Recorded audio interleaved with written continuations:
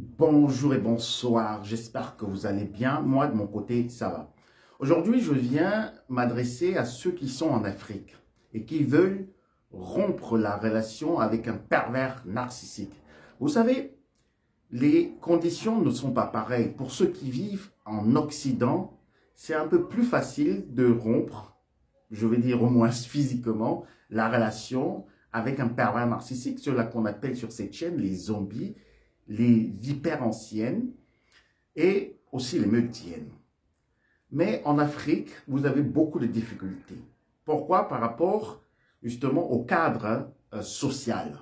Il y a la belle famille, il y a les beaux-parents, il y a les amis de la famille, il y a les oncles, il y a les tantes et il y a aussi ce problème de la dot. Alors, vous devez vraiment préparer minutieusement votre départ si vous voulez rompre la relation, si vous voulez quitter ce foyer toxique, ce foyer envenimeux, ce foyer justement avec cette vipère ancienne, cet homme ou cette femme. Préparez-vous psychologiquement, mentalement et aussi financièrement. C'est ça la première astuce. Il faudrait que vous soyez financièrement stable ou indépendant ou aussi indépendante si vous êtes une femme. Parce que vous savez que beaucoup de femmes également vivent dans des foyers avec des personnes toxiques, avec des zombies, mais elles ne peuvent pas partir. Pourquoi? Parce qu'elles n'ont pas de revenus.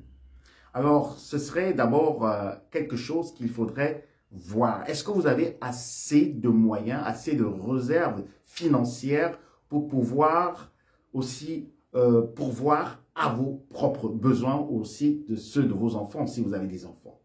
Et si vous êtes marié, alors avant de partir, il faudrait d'abord demander le divorce. Mais il faut bien coordonner vos actions.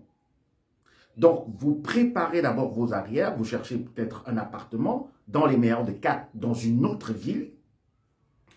Et quand ceci est déjà fait, alors vous n'informez personne, seulement peut-être votre avocat, vous devez l'informer, ça c'est clair, pour demander le divorce. Et pendant que la procédure, avant qu'elle ne soit signifiée à cet homme ou à cette femme, alors là, vous emballez vos affaires, vous calculez bien, vous remarquez bien ces dépassements. Ça peut être un dépassement de voyage, d'affaires ou quoi que ce soit, pendant lequel vous emballez vos affaires et vous partez.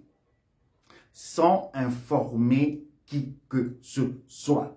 Quand vous êtes déjà en sécurité où vous êtes allé, alors là, vous pouvez informer une ou deux personnes, mais des personnes de confiance, parce que vous savez que les pervers narcissiques ont toujours des ramifications, ont toujours des complices partout, que ce soit dans votre famille, donc dans la belle famille de cet homme, que ce soit également dans le cadre amical et familial. Donc, vous informez certaines personnes seulement quand vous êtes déjà en lieu sûr. Et si vous n'avez pas des moyens financiers, alors il faudrait adopter une autre stratégie. Et il faudrait aussi que vous vous donniez assez de temps. Il faudrait de la patience. Parce que rompre avec un pervers narcissique ou une pervers narcissique, surtout quand on est marié en Afrique, c'est vraiment très difficile. C'est un parcours du combattant. Vous serez combattu partout. Vous serez considéré comme une mauvaise femme, comme un mauvais homme. Donc, il faudrait vraiment que vous vous préparez en conséquence avant de faire ce pas.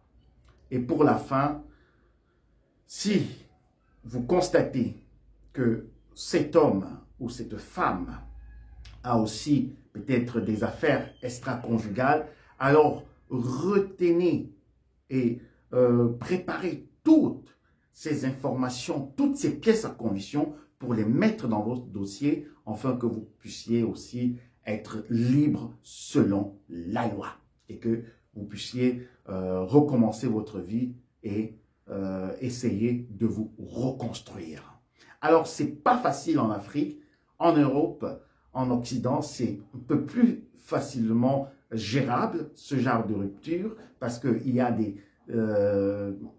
structures sociales qui peuvent aider les femmes, qui peuvent aider les hommes. Mais en Afrique, il faut vraiment beaucoup de sagesse, beaucoup de tact, beaucoup de finesse pour pouvoir réussir une telle entreprise. Si vous avez des questions, alors ne manquez pas de me les envoyer ou de me contacter. Mes données sont en barre de description de cette vidéo. Alors, c'était tout pour aujourd'hui. Je vous souhaite du courage. À très bientôt. Bisous. Bye.